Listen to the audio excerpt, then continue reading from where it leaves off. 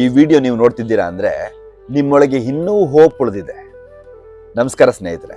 ನಾವು ಬದಲಾಗಬೇಕು ಅಂದರೆ ಯಾವುದೋ ಬಿಗ್ ಇನ್ಸಿಡೆಂಟ್ ಆಗಬೇಕು ಅನ್ನೋದು ತಪ್ಪು ಕಲ್ಪನೆ.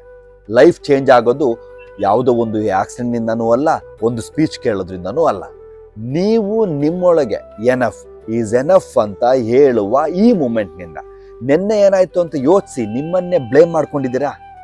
ಮಿಸ್ಟೇಕ್ ಮಾಡಿದ್ರೆ ನೀವು ಬ್ಯಾಡ್ ಪರ್ಸನ್ ಅಲ್ಲ, ನೀವು ಹ್ಯೂಮನ್. ಆದರೆ ಇವತ್ತು ಕೂಡ ಅದೇ ಮಿಸ್ಟೇಕ್ ರಿಪೀಟ್ ಮಾಡ್ತಿದ್ದೀರಾ ಅಂತಂದರೆ ಅದು ಮಿಸ್ಟೇಕ್ ಅಲ್ಲ, ಅದು ನಿಮ್ಮ ಚಾಯ್ಸ್. ಯಾರು ನಿಮ್ಮ ಲೈಫ್ಗೆ ಬಂದು ಚೇಂಜ್ ಮಾಡಿಕೊಡೋದಿಲ್ಲ. ನೀವು ಕೊಡ್ತಾ ಬಿಡಬೇಕು, ನೀವು ರೈಟ್ ಪಾತ್ಗೆ ಬರಬೇಕು, ನೀವು ನಿಮ್ಮ ಫ್ಯಾಮಿಲಿಗಾಗಿ ಸ್ಟ್ಯಾಂಡ್ ಆಗಬೇಕು. ಇವೆಲ್ಲ ಎಕ್ಸ್ಟರ್ನಲ್ ಪ್ರೆಷರಿಂದ ಬೇಕಾಗಿಲ್ಲ, ಇಂಟರ್ನಲ್ ಎಕ್ಸೆಪ್ಟೆನ್ಸ್ ಸಾಕು. ಇವತ್ತೊಂದು ಡಿಸಿಷನ್ ತೆಗೆದುಕೊಳ್ಳಿ, ನಾನು ಸಂಪೂರ್ಣ ಚೇಂಜ್ ಆಗ್ತೀನಿ ಅನ್ನೋದಲ್ಲ, ದಟ್ ಈಸ್ ತುಂಬ ಹೆವಿ. ಬದಲಿಗೆ ಹೀಗೆ ಹೇಳ್ಕೊಳ್ಳಿ, today I will make one mistake less.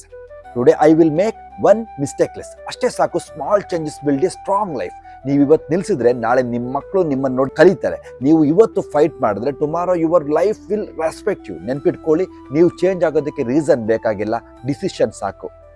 ಧನ್ಯವಾದಗಳು. ನಾನು ನಿಮ್ಮ ಪ್ರದೀಪ.